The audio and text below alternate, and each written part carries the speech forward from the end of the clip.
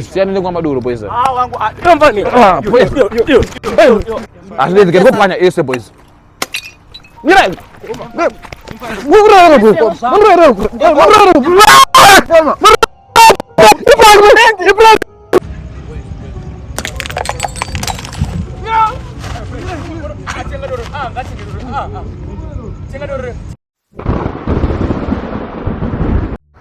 Oyo, what's good YouTube? This is your boy Prince_Dude. Welcome back to my YouTube channel. So hey guys, today I'm back with another banger. As you can see today we're out here in the streets of Aspindale Park and we wanna shoot something new guys. We wanna do, you know, breaking people's alcohol, smashing people's alcohol prank here in Zimbabwe, feel me? So hey guys, make sure you like, comment, share and you subscribe to my YouTube channel for more and more content, feel me? I noticed you guys boy my videos, my vlogs, my exchanging phones and stuff, and I decided to bring something new for you guys. So if it's the first time, please make sure you like, comment, share and you subscribe to my YouTube channel for more and more content, understand? So basically what will be happening in this vlog is you know, it's festive season, it's Christmas, it's what I know I'm saying, and people they are drinking and you know they are posing, you feel me? Anyways, and then I'll break the alcohol to see their reaction. But anyways, I got the video really ticket. So if you really want, please just subscribe and please watch my ads because you know the money that I'm gonna spend to buy people's alcohol. You know, I saw you spend I think today I'm gonna just use I don't know, I only got $10 here. You feel me? $10 only. So I'm gonna use this $10 to buy back their alcohol. And you guys, you should make sure to watch my ads and you come for my channel promotion so that I'll be able to pay back the reward. You feel me? Don't forget to like, comment, share, subscribe, and also I mean, when I go to my channel promotions, I don't go to my channel, so hit me up. Don't go to my channel saying without wasting much of your time. When you got to see one motor, let's go into the streets and see what it's hard because we have to travel the whole Aspindale Park to see but I mean not one, you feel me? But without any further ado, let's get it.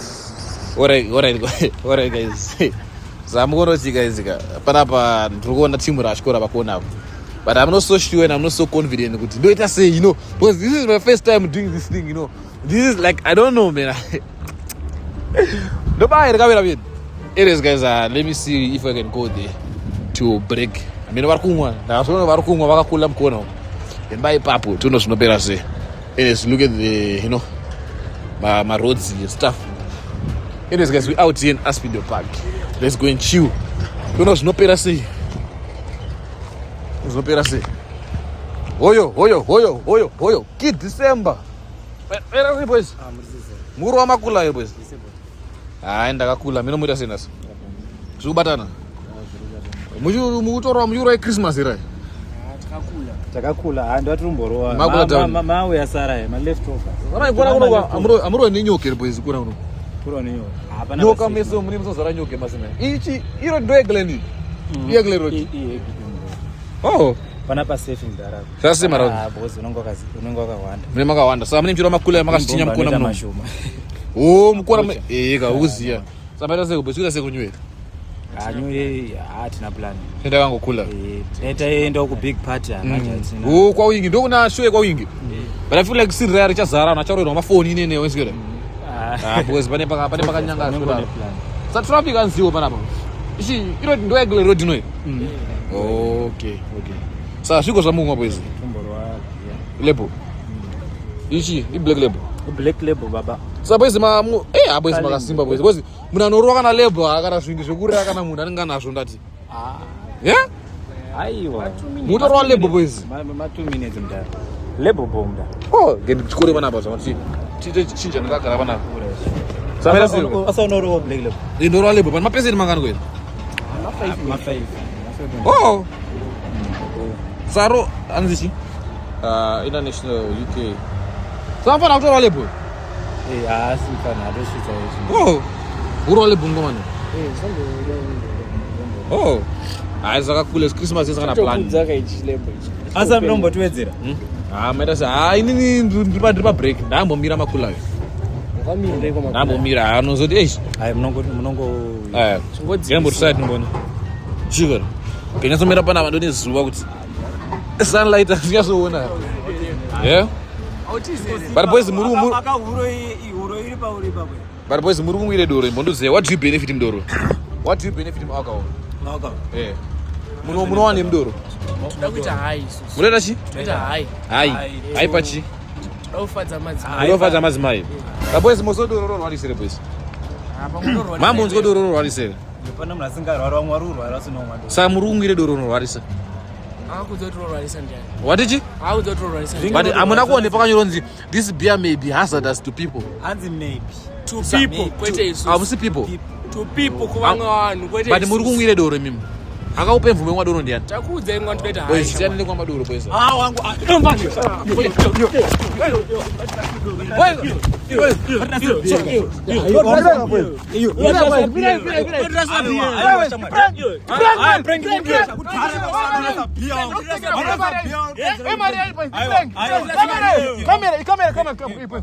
Camera. Ayo shamara ngata. Camera boys, camera yako, kamera yako. Boys, kamera hapo, cameraman. Arudi. Cameraman. Prank boys.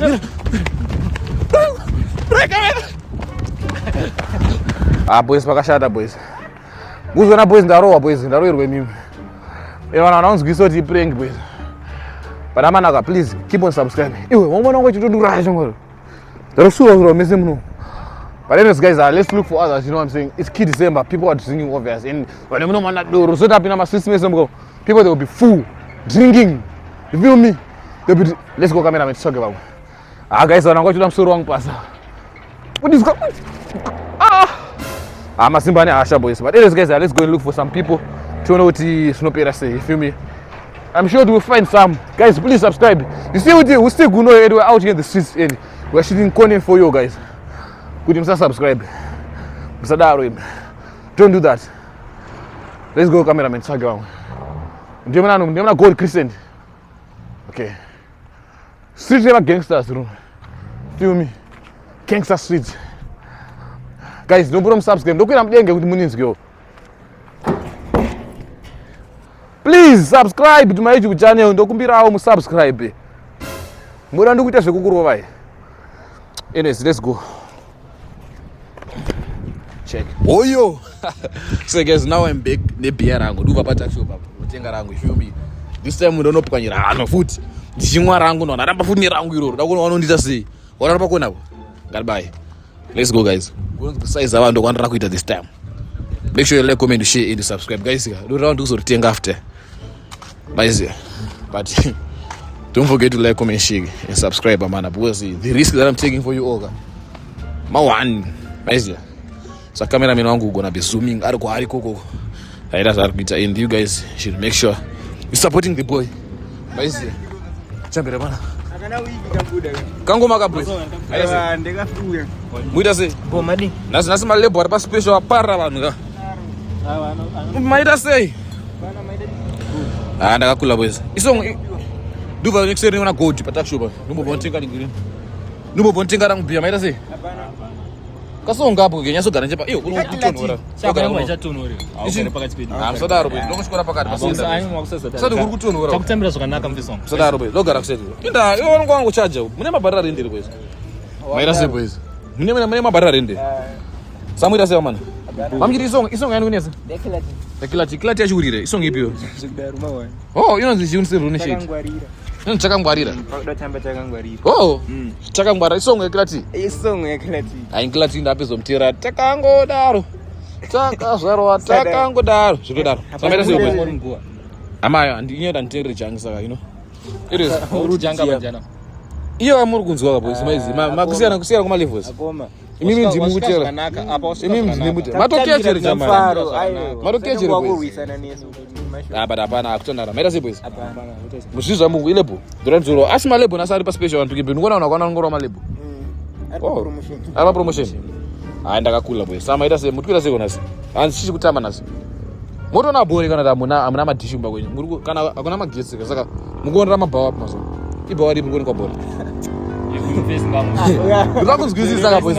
Mune ma TV pa dembe ine. Pa demba ndine masola boys. Ndona kuti ezo takarona muri wa FIFA muda sei. Saka. Tunoona tese. Saka mesona ndimba kwenye tamba toenda kumba kwenye tamba newe. Boys muri kutikisa. Ayo totamba newe. Ayo chiwaitengo tango tamba tese boys. Tambe newe. Mutamba nonakaita setambidzeza. Aiwa tambini. Tutamba tiri true. Tutamba tango tazvatakaita usatouya pakati pedu. Tiri 400 because anikoya takabata nezvo takabata. Irangu rakuziya kurengeramira pakore Aiwa test temperature mundu watitenga. Angofana boys nawo. sadaro. Apana nehondo darika Uyu rumwe. face ngati Marotenga achibva. vanhu. Apana nehondo darika rumwe. Face amusikira ngachibva. Boys sadaro. Apo Chita chibai. uchibva. Samuita sei ichi ile Apo boy. ndinyako. Oh, ndobane ndichiri. It's okay boys. Ayo ine nayo. Ane mundizinga panapo. man. Ane mundizinge. Ayo Boys sadaro imo. unera watenga andi unera. Tiri kumbomusekerera zvamuti tichiri kusiya. Iri chiri. Mamizi mangani kuti. Iwe. Boys. So anyways bata kupera. Kuverengera ma minutes. Sadaro boys. Shaika izvi ndo sacheuke ngode. Anyways maita sei mababy mamuite pana boys. Siku namusuku wa mosquito. Mfano. Koyo. Boys rangu. Musambati. Boys. Baba. Boys. Ayo ndo zvinoitwa. Boys. Ndo zvinoitwa. Boys. Musandibati boys. Ndo zvinoitwa. Musandibati Ayo boys. garai pa. Musandibati boys.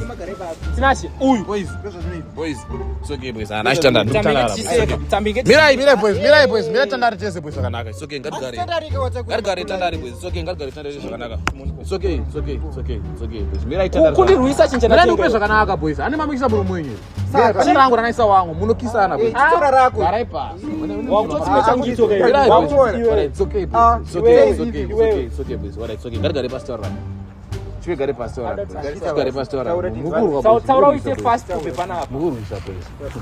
Akuma muita kama mchichengete kama maoko. Mirai boys. Ina boys miko rafura. Aiwa isirafu bati. Aurubateka zvinhu. Mulanta se. Mirai. Vale, it's okay. Sauro dia. Chimirai boys. Chimirai kunokutaura. Yanga playing boys. Mirai. Ayo. Vale, mirai. It's okay. Vale, boy. Mukuti chimbo isi. Chimdipo. Mukuti chimbo. Do range ripa beno. Ndei. Ina chaziyo Fana ndiripa. monti.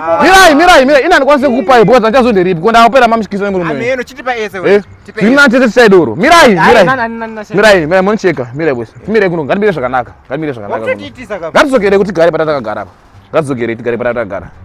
Maize. Dzokai kunoku boys. Wow, miona rongo ndrova zero. Dzoko gare panapa. Nai. Mama madena mbona ndrova dari. Boys, problem kuti aina chazi kuti renyu nderipi rangu ndiripi. Ndoda kuti chitipa ese uye. Iwe wombowire panapa. Boys, asinese boys. Aiwa boys. Ayi chitipa ese ubaye. Ko ini ndozo. Aiwa, imi mndosana mchinikise. Ama ese moja. Muda kuona chimwe. Uyu mfana uyu. Muda kuona chimwe boys. Tambokupa mkwa. Imi muda kuona chimwe. Uyu kawe. Ndakatozoona kuti iwe. Ndakatozoona kuti kapa benzi maika. Runopenga. Murada sei. Runokunuka. Iwe. Asinese boys. Asinese. Ini mira wait. Mira ndikupe boys asinese. Ini ngendesora. Tapwanya 1, tasani 2. Mirai. Nderangu rapwanyika kaidi. Nderangu. Tomboti. Nderangu. Mirai. But tichaziya sio. Mirai tichaziya sio nderangu rapwanyika. Kwandapwanya rako. Kana wapanya rangu nasi auende kuba. Muda tikisane.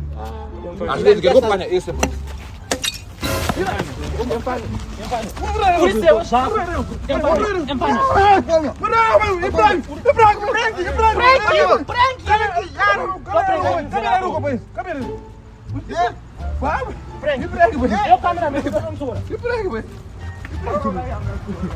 Uyasakapedza nayo.